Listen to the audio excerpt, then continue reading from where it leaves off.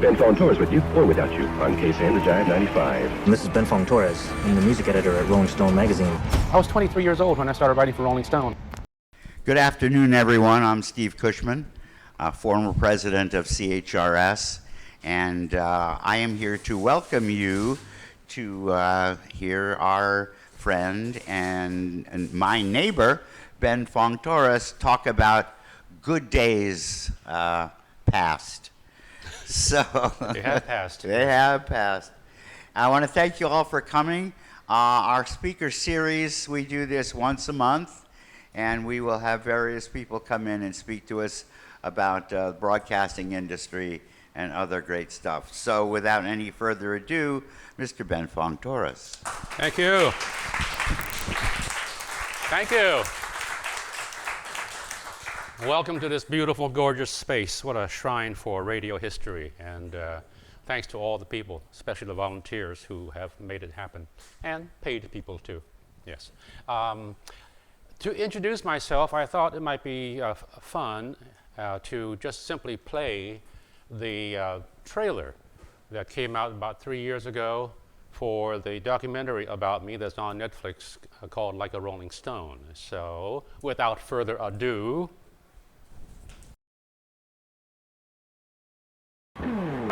Ben Fong-Torres with you, or without you, on KSAN The Jive 95. This guy, he's got some history, Ben Fong-Torres. Well, I used to read him in Rolling Stone.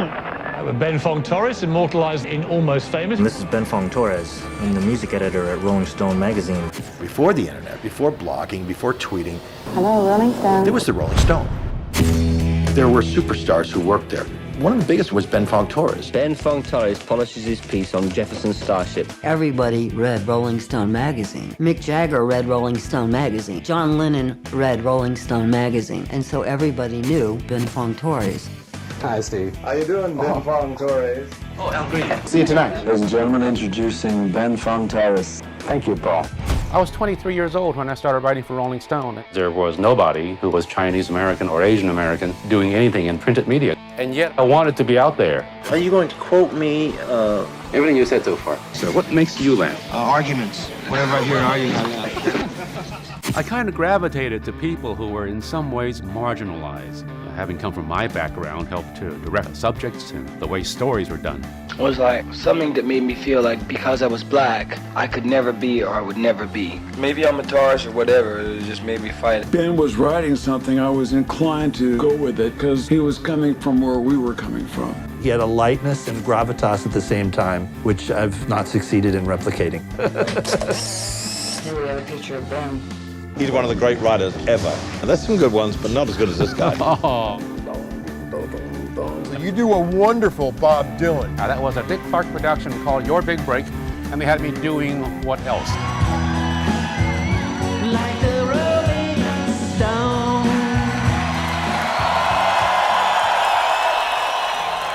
So you were an important part of my career. Oh. I want to thank you for How it. so?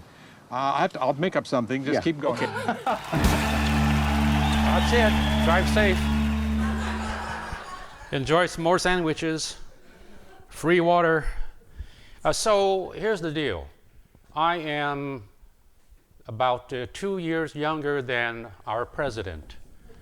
And so I'm going to resort to stuff I've written down and, and other notes. And so I just wanted to apologize because there's no point trying to memorize stuff or rely on fact sheets and bullet points. Unlike Trump, I want you to get the right information. So here we go. I'll try for eye contact whenever possible, all right? Most radio lovers of my generation remember their first encounters with radio in one of two settings. The living room, or parlor, as it was called, where family gathered to listen to programs together.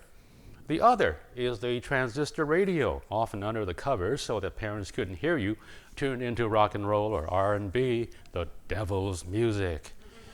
Well, I had a third setting, our restaurant in Oakland's Chinatown. This is the early 50s.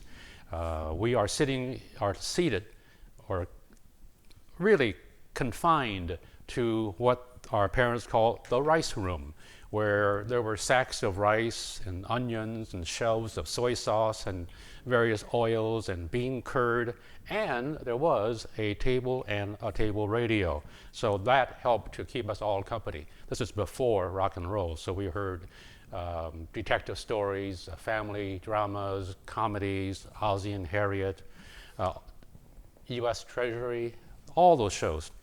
Next then was Amarillo, Texas, when I was 12 years old in 1957.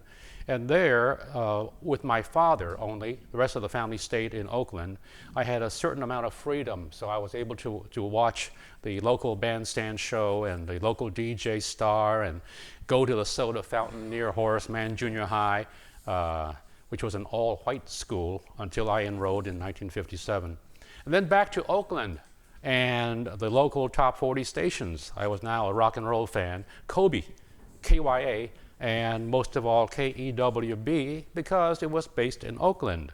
Gary Owens, Ted Randall, Chris Borden, Frank Bell, Mark Foster, Buck Herring, and a bit later Casey Kasem. Michael Jackson, a British DJ who had been Michael Scotland on KYA.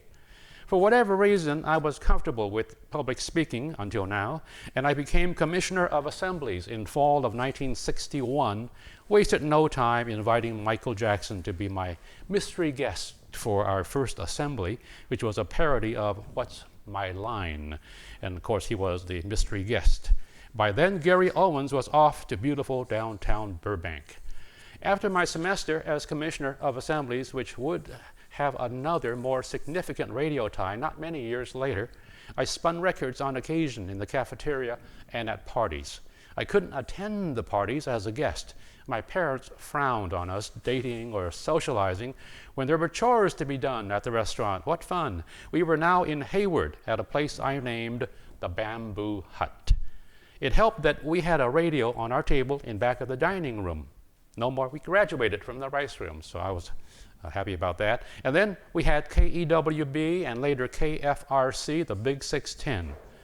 In college at San Francisco State, I majored in radio, TV, film, and minored in journalism. In terms of a career, the latter won out. Boy, did it ever win out.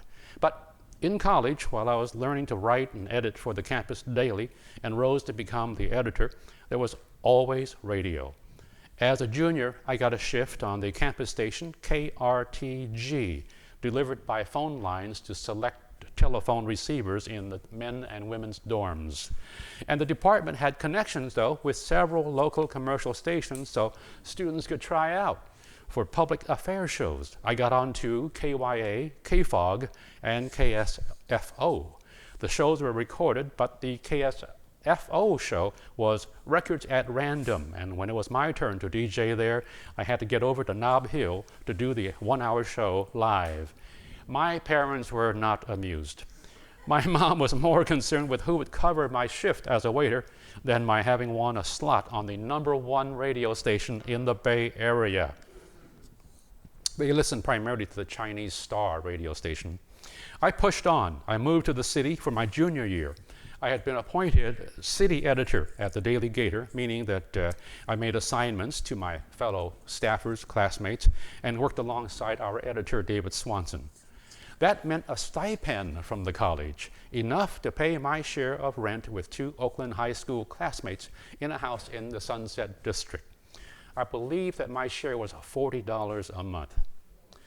I know, ripoff. KRTG, the campus station, had a top 40 format at the time and a morning show, and I got the Wednesday slot. I didn't have a car yet, so to make it to the studio on time, I had to stay on campus overnight, secretly hidden in the men's dorm, Merced Hall, in the weight room, sleeping on an army cot and sneaking out in the darkness and the fog to play DJ to nobody. From KSFO, sitting in Don Sherwood and Jasbo Collins' chair, to KRTG, where we had no listeners, it didn't matter. It was radio. And then came the real thing, well, close to it.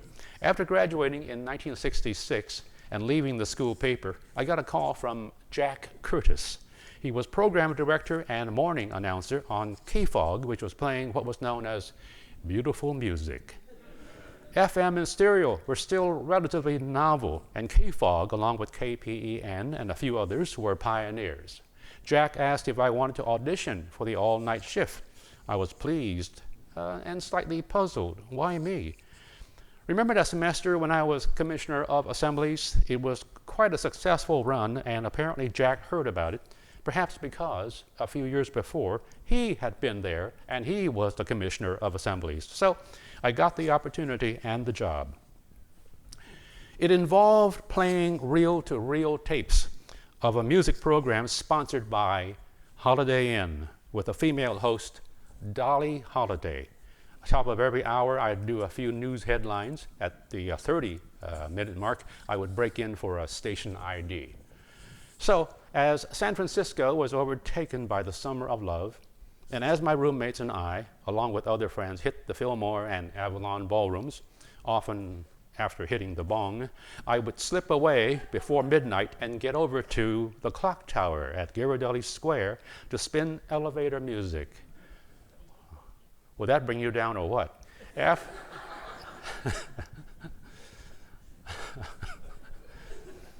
No, officer, it's okay. I have these albums I have to play tonight, so I'll be okay soon. I'll be straightened out. After an evening with the Airplane or the Dead or a Quicksilver, I'm hosting a show with Mantovani, the Melachrino Strings, or when Dolly decided to go crazy, some Sergio Mendes and Brazil 66.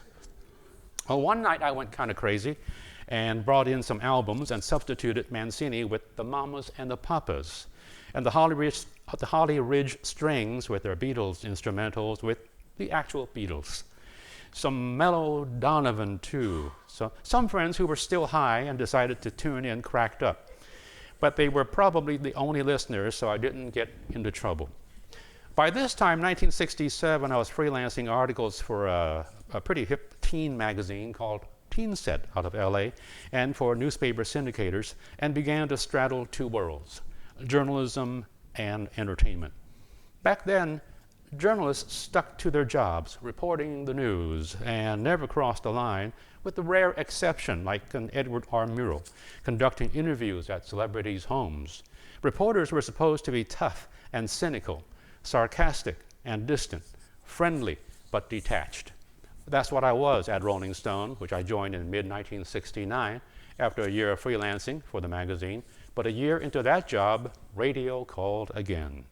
I'd been enjoying what was called freeform radio on the FM dial, first on KMPX, where Tom Donahue grew the formatless format from an all-night show being done by Larry Miller to a full-time station and great success.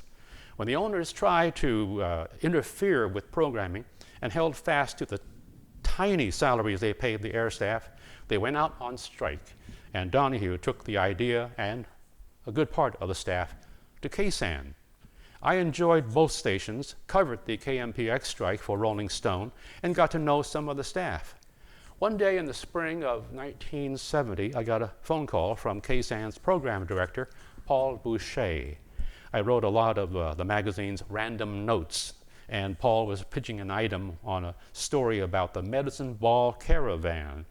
Tom Donahue was taking a group of his DJs and rounding up a couple of rock bands to join him in a magic bus and to careen across the country, offering free concerts that would then all be filmed by Warner Brothers Records and Motion Pictures. That was the idea. And it did happen, but it was not a success, and part of the cost to KSAN was that several of the DJs who took off from the station to join this caravan never found their way back. And so Paul was on the phone thinking about that and said, "Hey, Ben, have you done radio?" And I said, "Why, yes, I was on KFOG." Stereo, San Francisco. So I know that was all we did. From Kaiser Broadcasting in San Francisco, this is the sound of stereo, the good life, KFOG 104.5. So, thank you very much. So he said, "Come on in, and you can fill in for the month of July because we're going to be taking some vacation time, and we So you can start your DJ stint then. Actually, he said August, and then in July he calls it, hey, the gang's going up to Mount Tamalpais to shoot a Christmas card photograph. Can you come in and run the station until we get back, basically 3 or 4 hours? So I went in there with what was then known as a Kelly girl, a temp secretary, receptionist, and the two of us were pretty much there running KSAN for that part of that day. And then I wound up with a part-time job that lasted about 10 years at KSAN.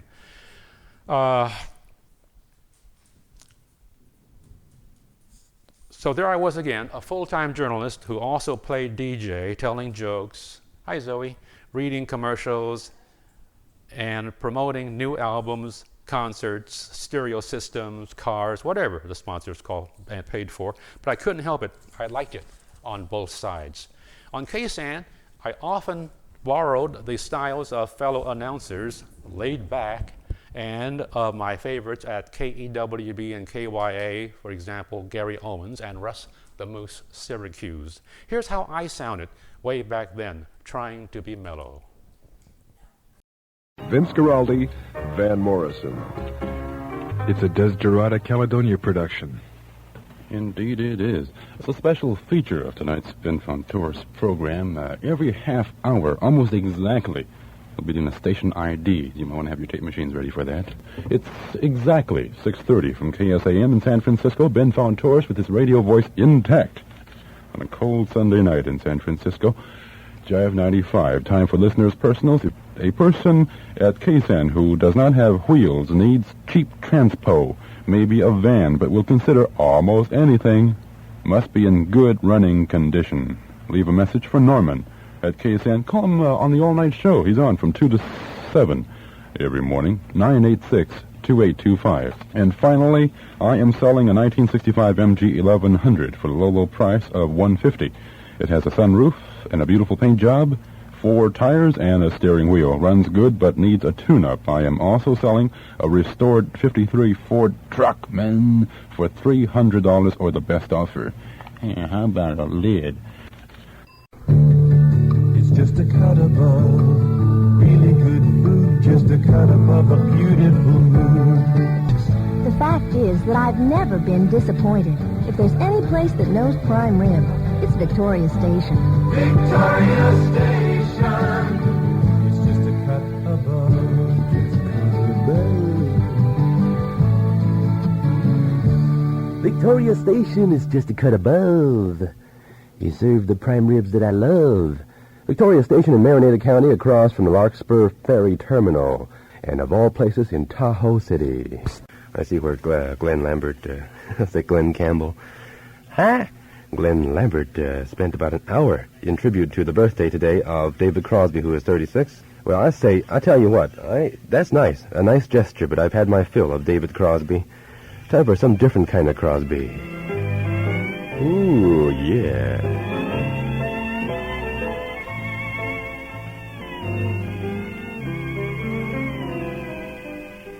What price happiness, what price happiness? Who can truthfully say? You know I love these times you've come.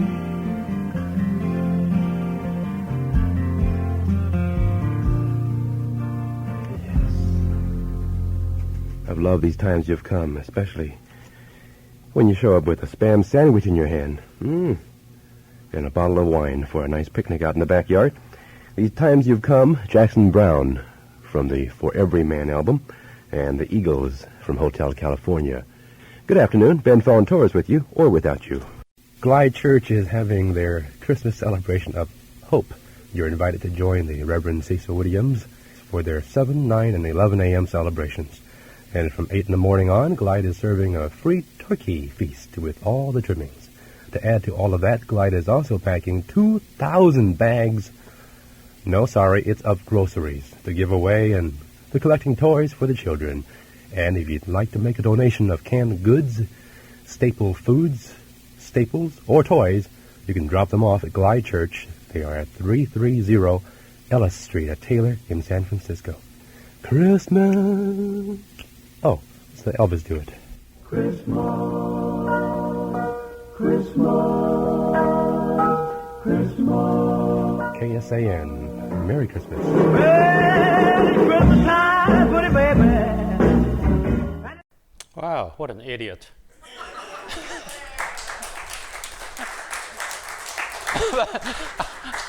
But you could sense the freedom going on there, you know. Sometimes the all-night guy would be too blasted to do his show and call me around 11 p.m., 11:30 and say, hey, man, I can't make it.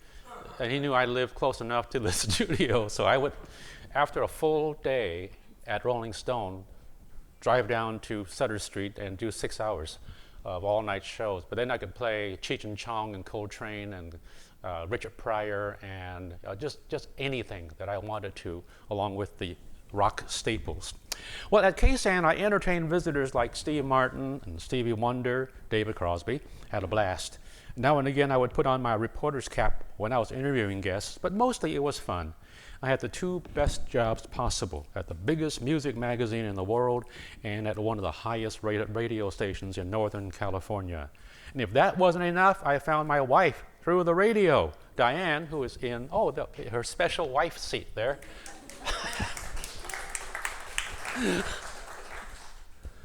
She's waiting for the reception to improve, basically. She called the station one day to report a lost dog named Puppy.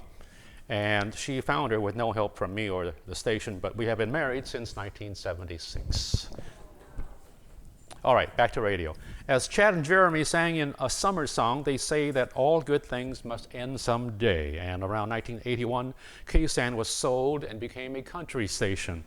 I had left by then, and I'd also split from Rolling Stone. Actually, the magazine split, moved to New York in 1977, and I stayed behind for various family reasons and ran West Coast operations until it felt like too much of an outpost. Before computers and email, I attended editorial meetings over the phone. As you can imagine, it just wasn't the same. After Rolling Stone and I went our separate ways, I became a freelance writer from family publications like Parade and TV Guide to Playboy and GQ and Esquire and many others. Basically, whoever would hire me. For more stability, I joined the Chronicle in 1983 as a part-time feature writer. A lot of my articles were in the Sunday date book, the pink section, the Pinky, and enough of them were about my first love, radio, that in 1987, the editor, David Kleinberg, suggested I try a regular column. Radio Waves began in '87 and ran every other week with one long break while I wrote a few books until just a couple of years ago. It was a fun run, and I learned that radio fans are radio fanatics. They at least back then were thirsty for news and gossip about their favorite, most accessible and personal medium. I got inside info on ratings, salaries, hirings and firings, and profiled familiar voices who weren't necessarily familiar faces. I reported on the corporate takeover of clusters of stations, also known as consolidation, and its impact on employees, many of whom lost their jobs as programming got streamlined and personalities became devalued. It was fun writing in Herb Cain's paper, doing what he did when he first joined the Chronicle in the 30s, a radio column. I even did a Radio Waves version of Herb's end-of-the-year rhyming salute to local lights. And it went actually exactly like this. Herb Cain did it yearly, and he did it up swell. So did the New Yorkers, Roger Angell. Their shout-outs greeted celebrity types. Mine are for folks on radio mics. DJs and talkers, all broadcasting toilers, including Len Tillum, the lawyer, and the gang at the game, and Kevin the Rat, Gary Radnich, and Murph and Mac. Roll on, Stephen Seaweed, you radio ham, and hi, Kim Wonderly and your holiday jams. Jack Culp, Charlie Cale, and Light Rockin' Coit, and a classical Smith named Hoyt.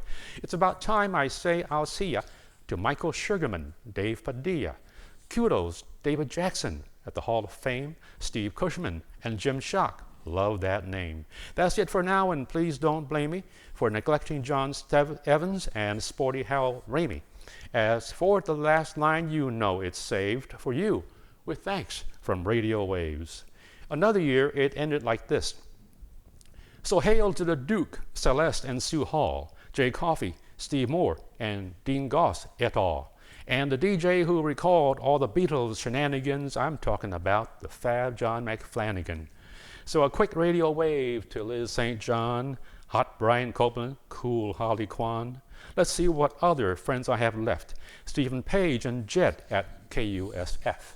Well, cheers to all, and fist bump Lady Ray. As M. Dung would express it, I must be away. So, my little end of the year poetry. Besides writing about radio people, I was still on the air. On KFOG, early, just keep on walking until she gets into the video, basically. Right, okay, all right.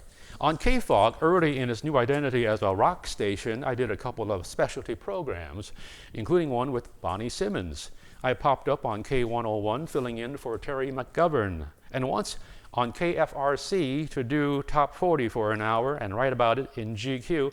Oh man, what fun. In fact, here I am trying to do what is called a talk-up, hitting the post, doing an intro that ends just as the vocal begins. 610 KFRC. I have always wanted to say that, outside of my car. This is Ben Fong-Torres from GQ Magazine. I also write for the Chronicle here. I am here to fulfill a boyhood fantasy, to be a DJ on this kind of radio, to talk fast, to feel the pressure and the heat of this job, and to write about it. This is the Turi Writer Show. I'm not sure why they call her the Lady of the Evening, but she is charging me $100 for this hour on the amazing AM KFRC.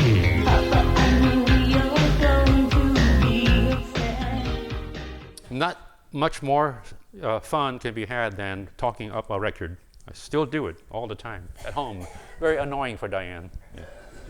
Well, KFRC was a 1-hour stand for GQ. Much more substantial was Jive Radio on KUSF, the college station where Kate Ingram and I gathered former K-San and other freeform DJs to spin whatever music they liked for an hour or two on weekends.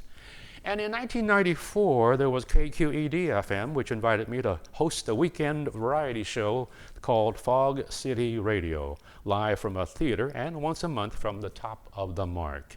It was like freeform talk radio. Here is just a short list of the guests.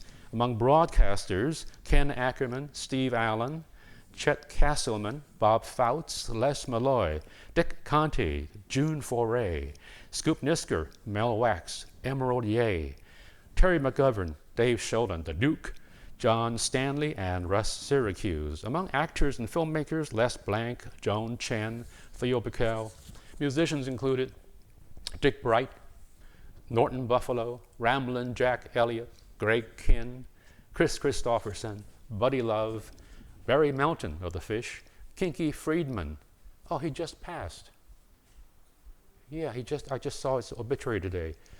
Bless him. Deborah Ayal, Richard Olson, love him, Pamela Rose, Tuck and Patty, Maria Muldaur, and Tracy Nelson. Authors included Maya Angelou, Herb Gold, Amy Tan, Jessica Mitford, and Paul Krasner.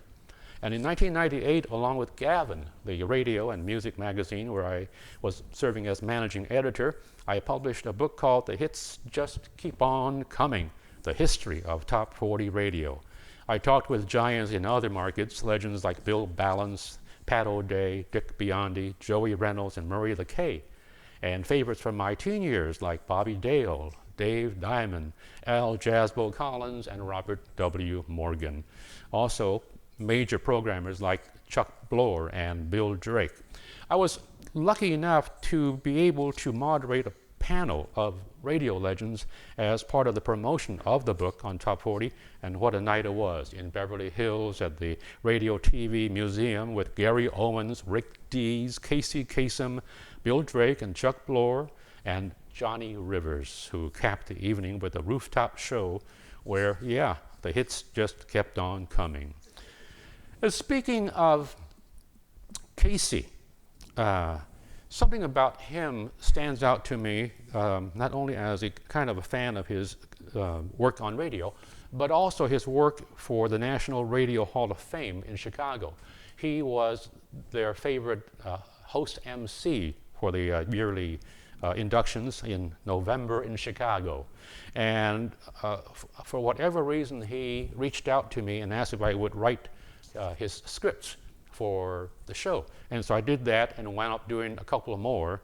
Not fun being in Chicago in the dead of winter, but it was instructive to watch Casey at work. That is, not on the air, but at a desk, where he would go over the script and explain why he had to make certain changes for his particular style, for his delivery, for his tempo, and this is not conversational enough in my view, so can you rewrite that paragraph? And then he would go over it again after I turned in the revisions. I just loved the idea that a guy as successful as him, with a syndicated show on over 400 stations, doing this free gig for the Hall of Fame, was so dedicated to his work. So I think it rubbed off a bit on me. While he had the worldwide syndicated shows, I had little shows on online stations like Moonlight Groove Highway, which was connected to the Rock and Roll Hall of Fame in 2005, and Classic KYA, produced by our own David Jackson around 2009. It gave me a chance to do Top 40 and salute a fellow DJ, Bobby Dale. That would be number 3, Rachel. Petula Clark on KYA in downtown, but watch yourself if you're driving down Market Street in San Francisco. New rules coming in tomorrow to limit traffic on that street. Check the Chronicle or the Examiner for details. And hey, tomorrow the Bay Area Radio Hall of Fame inducts a dozen new members, including one radio station. That would be the all-news KCBS, 100 years old this year. And I'll be helping induct the late Bobby Dale, who left behind a lot of air checks. Here is a bit of Bobby Dale on KEWB. Benny King, 26 and a half past 2. Oh, yeah? You lucky... Oh, he says you. A little repartee there. Sir, you lucky people in Richmond, I am coming to see you on August 10th at Smith's Varsity Shop, 1020 McDonald Avenue. That is a Saturday, and that is ordinarily the day that I don't work. But that's all right. I actually think I'm better about it. I'm bringing along 1,000 busted records, all free from Cube. Meet me over there at Smith's Varsity Shop in Richmond Saturday. I have long blonde hair, man, and big blue eyes. So anyway, I'll give all those records away. And what else could you want, you lucky people? It's my personal pick. I think I'll get sick that day. Oh, I want you to give me all that love. Bobby Dale, he goes into the Hall of Fame tomorrow. Don't know what that song was at the end, but here is one of his discoveries as a DJ, the Teddy Bears on Memory Radio, KYA. Yeah, not a typical Top 40 DJ, Bobby Dale. Not a typical FM freeform DJ. Well, not a typical human being, basically. Yeah, he was out there. And then there was Boss Radio, a salute to that very successful format of the late 60s, started by Bill Drake, among others. Rachel Donahue and Terry McGovern were fellow boss jocks. And they kind of invited me in. So I said, man, this sounds like fun. Again, no money, just fun. So I had to follow a format, too, and still managed to have some fun, FM style, with segues. So number 4, please, Rachel.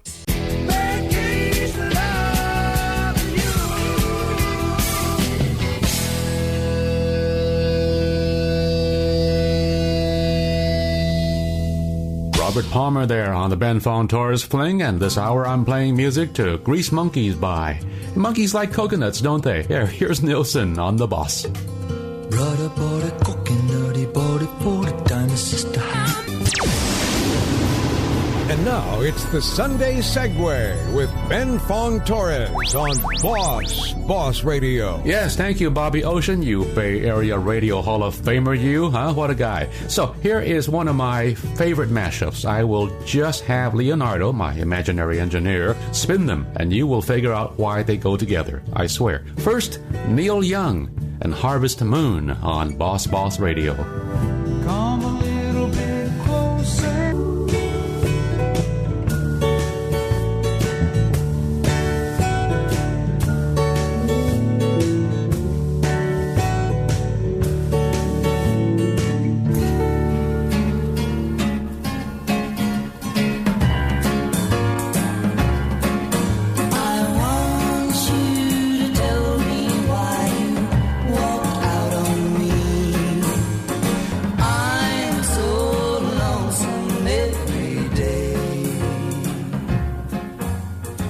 Well, that one goes back a ways, huh?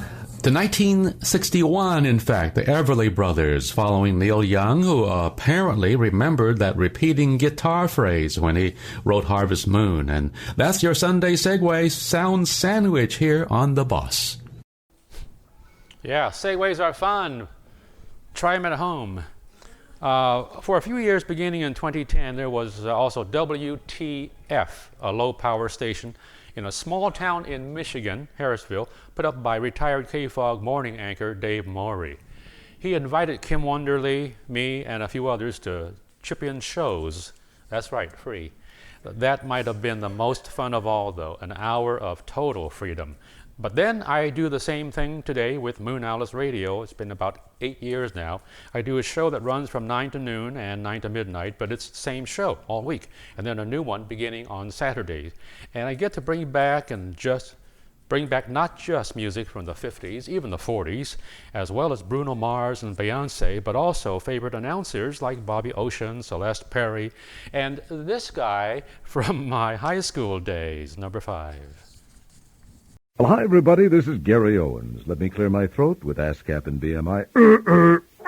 Hi, everybody. This is Gary Owens, and you're listening to the Ben Fong-Torres program. Wow, what a voice. Okay, thank you, G.O. It all keeps coming around and around. When I see an award show these days and years, whether it's the Oscars or the Grammys, I see a parade of artists that I worked with, visited, toured with. There's Elton John getting an award from the Library of Congress along with Bernie Taupin. There's Steve Martin getting his own documentary. And both of them did special appearances on mine, as you saw on the trailer. There's Paul McCartney and Linda Ronstadt and Paul Simon. There's our pal Huey Lewis helping mount a Broadway musical based on the songs of Huey Lewis and the News. Here's a production company owned by the Obamas calling about a film they're making about Stevie Wonder. Do I have tape? Well, how about the time that Stevie joined me on KSAN as a guest DJ? Yeah, that'll work. A number of people saw an opening scene in Like a Rolling Stone of me in our storage room looking over piles of cassettes labeled with names of superstars, like the ones I just mentioned, but with dozens more. So now there's talk about my archives of tapes, manuscripts, research material for books, various posters, backstage passes, and other memorabilia, and how they could end up with an institution, a library, a museum, a university. Hey, why not? That's where I'm probably going to end up, in an institution. My only request is that I have a cassette and CD player so that I can hear all those air checks one more time. I want to thank you for being here and tuning in. Thank you.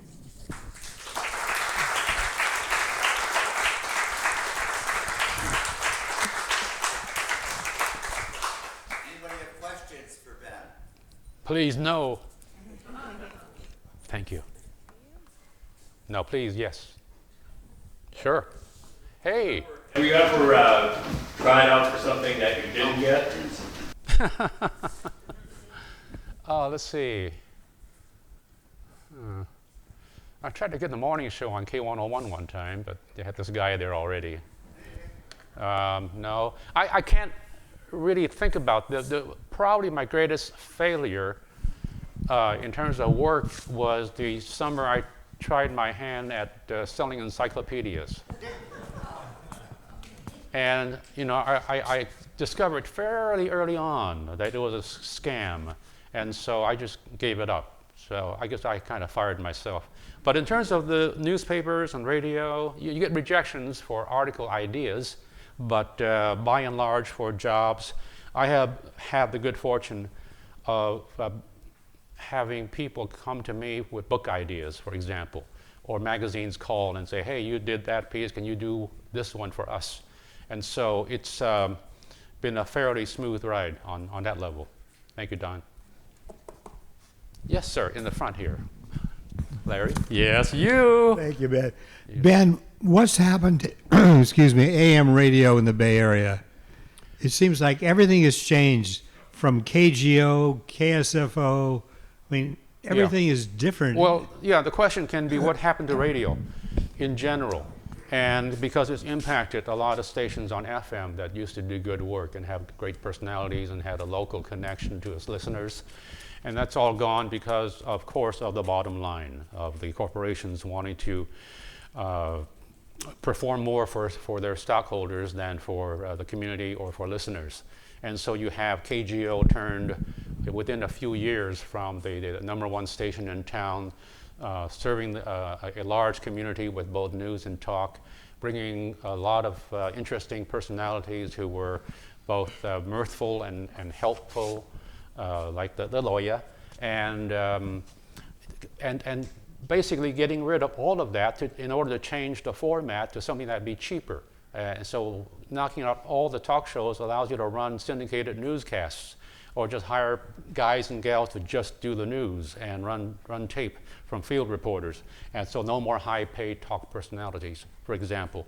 And at KNBR, they were at one time the unmatched sports leader, as they still call themselves, but then competition came to town and they made some radical changes and scuttled a bunch of people who were quite popular. But they're listening more to advertisers and to surveys, listener surveys and polls to determine who stays and who goes. And so the cumulative effect is that you can now go through the radio dial to all of the stations that you used to stop at and be disappointed. You're finding a bunch of strangers there doing stuff that you have no interest in. Part of it is our age, too, is that we've grown out of radio, just as many viewers have grown away from network television. And so now the streamers have come in and they've taken over the market. Same thing with the movie business. It's blockbusters and adventures and Marvel or nothing else, basically. It's really hard to try to make it and place an independent film into theaters. You have to pretty much go to the festivals, earn major prizes, and then get the attention of a distributor and move on from there. But it's not an easy go on any mainstream. Don't even get me started about newspapers and magazines. It's the same problem, and so that's my answer. Yes. Hello, people not in the room. Hi, my name is Michelle. Ben, thank you so much for this talk. This has been awesome. I think for those of you could tell by my voice, I'm a little bit younger, so I did not grow up necessarily with your show. I don't know if I was born yet. But you've mentioned a bunch of different media platforms. You've mentioned journalism, you've mentioned streaming, movies, of course, radio. What do you think the future of media holds? Like, what are your hopes for the future? No pressure. No pressure. It's kind of folded into what Larry was talking about in terms of the patterns for all of media. And just as you're beginning to say, okay, I see the new technology that's coming on and impacting all of the media, along comes the sometimes ugly head of artificial intelligence. But of course, it's a two-sided monster. There's ways it can be very, very useful to industry and media, and other times they're destroying the job market for a lot of talented people because they're basically usurping and replacing them. I have no way of knowing about media, the future, any more than anybody else does. I remember that I was invited back to San Francisco State to address the Department of Journalism on graduation day. They had their separate ceremony. And they asked if I would come and offer words of advice, and I just borrowed from Rodney Dangerfield and said, go home and stay with your parents. There's nothing there for you in journalism. But the fact is, but the bottom line is that there is always going to be a need for content and storytelling and fact finders, investigative reporters. They will find some kind of a platform somewhere, and that platform will grow. Just the way people go crazy with TikTok and other social media. When something catches on, it catches on by the millions, as opposed to back in our day. Wow, we caught 1,000 people are reading this article, and we were elated by that. So the values have changed. Wait, Ben, are you on TikTok? Is that what you're saying? I'm not on TikTok. Oh, okay. No, Not yet. No, I'm horrible at that stuff. Horrible. LinkedIn, Facebook, Instagram. Those are my three, and I ignored LinkedIn to the point that a movie producer was looking for me to write a treatment for a project that he had worked up. And all he needed was to hear from me, and I completely ignored him for 6 months until I finally found him. He was peeved, but we are working together. Larry, one more? Or the gentleman in the T-shirt? Hi. So 2 questions. One is, one of the things that you're quite famous for is the Ike and Tina Turner visit in the article. Yes. Is there anything from that you either chose not to or were not allowed to tell us that you might tell us now? No. I have a ton of stories, and I even have a subset called Crazy of things that I've done that I can't believe happened, and I think it's in there. But I forget whether it's in the documentary, Tina Turner and Ike Turner and his. I don't think so.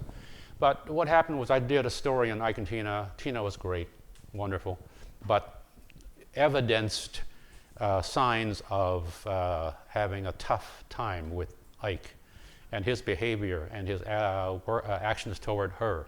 And so my article illuminated that just enough that people got the idea of what was going on in that household in Inglewood. And I also ran a couple of remarks by friends of Ike's who said that he was a little naive with drugs early on and couldn't tell cocaine apart from Drano. And, and that when he first walked into their quite lavishly decorated living room, he turned to Ike and said, "Hey, I didn't know you could spend $70,000 at Walgreens," or something like that. So I did that, and then one day, months after the thing appeared, the story appeared, one of our editorial assistants came over to the music section and said, "Hey Ben, this is kind of a weird question, but have you had an arm or a leg broken recently?" And Jody, if I had, you would probably know about it. And so she says, "Well, there's a guy the cops are calling, a police department called, and they're holding a guy who is telling them on a drug bust, and he's trying to, I guess, lighten his charges by offering information to the police and saying that Ike Turner had hired him to come from Los Angeles to San Francisco and to break a limb each from Jan Wenner and from me." And so I had to apologize that had not in fact happened. He can stay in jail a few more hours now till his next story is comes through. But yeah, I've told that story. It's been told elsewhere, and for whatever reason, I don't think Suzanne used it in the documentary, and I didn't bother you with it today. Thanks. Oh, you had a second question. Well, yeah, you got anything to tell us about Hunter S. Thompson? Well, not really. You know, there were some adventures with him in Palm Springs. Was it Palm Desert? Palm Springs, where he invaded our gathering of editors and others and passed out, I think as it turned out to be, psilocybin to the entire group, but didn't take any himself. And one of the last things I saw that he was doing was walking around the swimming pool and the jacuzzi, holding up a lit match to a crate of fireworks because he was trying to read the directions so he would set them off properly.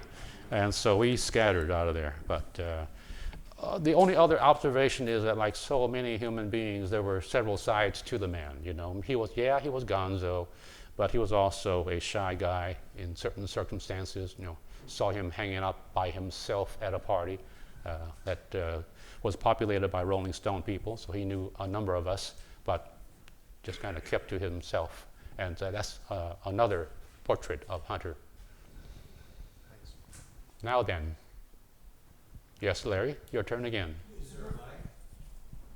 I think a lot of people know this, but Ben was awarded by San Francisco State University a PhD. Who? Yeah, I think that's you. Ken. And new name. Gave me a new name and a doctorate. Wow. You're a doctor now. Yep. But I mean, that's quite an honor, and I think we can all appreciate that very much. You deserve it. I do. And the thing about that is, it is an honor to be given a degree in fine arts, a doctorate in fine arts, by the California State Board of Trustees, University State Board of Trustees, and SF State itself. And so that's awfully nice. As it turns out,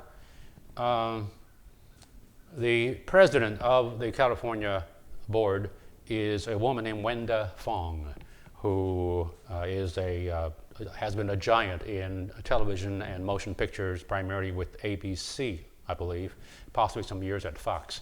Anyway, she's done a lot of volunteer work in the educational space and became president of the board. Well, I knew Wenda back in about 1981 or 2 when I was hired to write a script and go with a group of entertainers from America to China on a goodwill trip called Cycling Through China, because the major mode, almost only mode of transportation there was bicycles. And so we worked together, Wenda as a producer, me as a writer, and then when that was over, we didn't see each other from '83 till this past fall, when she apparently took a nomination someone had given her of me as a potential doctorate, and made it happen. So you just never know who you're going to run into again. And so that's a nice honor. All right, anybody else? Is that doctorate on your LinkedIn? This what? Is that honorary doctorate on your LinkedIn? I forgot to go and do that. Are you supposed to put in all of your titles and stuff? Oh, okay. Can you help me do it? All right. Thank you. I'm so bad. So bad. Instagram could be such a fun thing to have, but I don't know how to post a video. I don't know how to go back to one of the things I did and correct something or add a photo. I'm just useless. Yeah. Maybe my neighbor can come over and help me on my IT stuff. Thank you. Well, it was a pleasure to be with you, and thank you very much for being here and for your support of the CHRS. Thank you. Rachel Lee. Thank you, everyone, for coming. I hope you enjoyed this speaker event. We have more coming. We have one in August where Rosie Lee Allen will be interviewing some of the traffic helicopter reporters, so that will be very interesting. In September, we have Ralph Simpson, who's going to bring an Enigma machine and talk about cryptography. So it should be, we have some really great things coming. Brian Copeland and Stan Bunger will be here in October signing his brand new book, Mornings with Madden. So we have all kinds of things, but most importantly, we have Radio Day by the Bay coming up July 20th. I hope to see all of you there. It's going to be bigger than ever this year. We have sponsors, we have food trucks, we have Ben. So I hope to see you then. And just one more quick comment. Ben is going to be announcing the Bay Area Radio Hall of Fame inductees for 2024, and he was going to have a partner, and we've been working on his partner, and she has come through and is going to be pleased to join us, and he'll be doing the work with Rennell Brooks Moon. She will be doing the announcing with Ben. That's right. And we're also in the 4th of July parade here, so come watch the parade. We're everywhere. Thank you, everyone. Thank you. And thank you, Ben.